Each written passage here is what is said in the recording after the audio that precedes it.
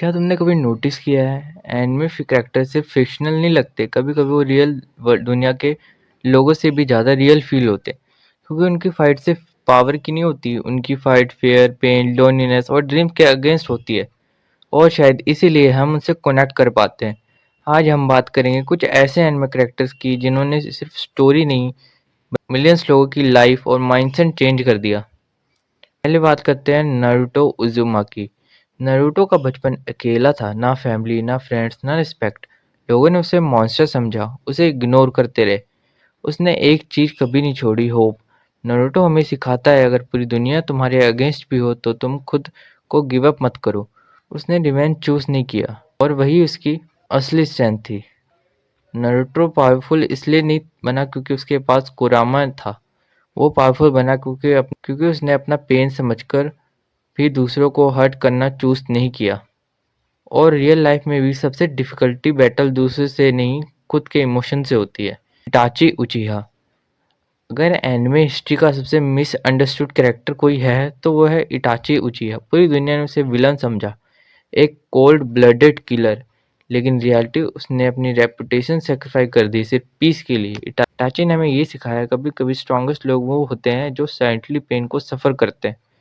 उसने कभी सिंपैथी नहीं मांगी, कभी एक्सप्लेन नहीं किया क्योंकि वो सही था। उसने कभी एक्सप्लेन नहीं किया कि वो सही था क्योंकि उसके लिए उसकी ड्यूटी उसके इमोशन से ज़्यादा इम्पोर्टेंट थी।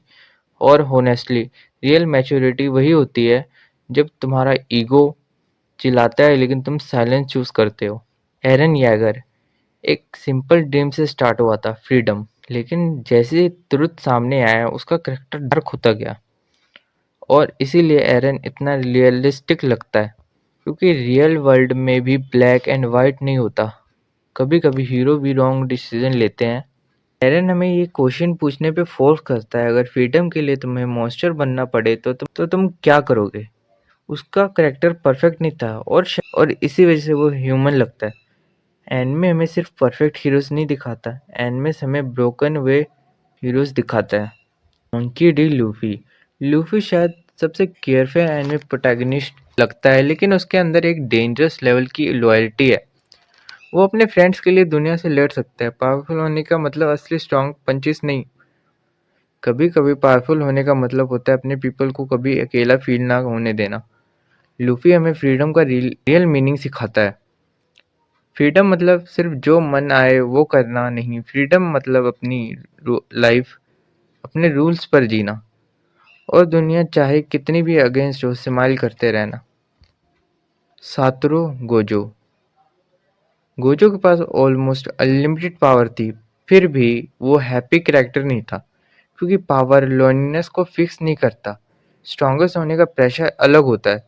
लोग तुम्हें एक्सपेक्टेशन रखते हैं लेकिन कोई ये नहीं समझता कि तुम अंदर कितने टायर्ड हो। वो जो हमें दिखाता है कि फनी एंड कॉन्फिडेंट दिखने वाले लोग इंटेंशनली स्ट्रगल करते हैं और कभी कभी मास्क के पीछे सबसे ज़्यादा पेन होता है। ज़ोरो। ज़ोरो डिसिप्लिन की वॉकिंग एग्जाम्पल है। ना एक्सक्यूज, ना शॉर्टकट, सिर्फ हार्ड वर्क। हर डिफीट के बाद वो एक डेंजरस बनकर वापस आया। ज़ोरो हमें ये सिखाता है कि मोटिवेशन टेम्परेरी होता है लेकिन डिसिप्लिन परमानेंट होता है।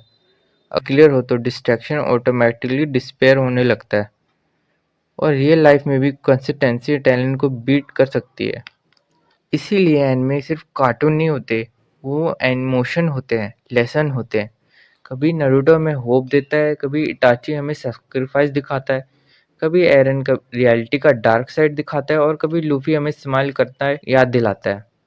एनिमे कैरेक्टर परफेक्ट नहीं होते और शायद इसीलिए हम उससे इतना कनेक्ट कर सकते हैं क्योंकि समवेयर हम अपने अंदर ही अंदर थोड़ा नारुतो, थोड़ा एरन, थोड़ा इटाची में भी। इसीलिए एनिमे कभी सिर्फ एंटरटेनमेंट नहीं बन पाया, वो एक इमोशन बन जाता है। अगर तुम भी बिलीव करते हो कि एनिमे सिर्फ शो नहीं एक फीलिंग है तो वीडियो को लाइक करो और कमेंट में बताओ कौन सा एनिमे कैरेक्टर तुम्हारी लाइफ का सबसे ज़्यादा इम्पैक्ट करता है। सब्सक्राइब करो more philosophy deep breakdowns and emotional anime content के लिए। This is Kunal live anime and you will see in the next one.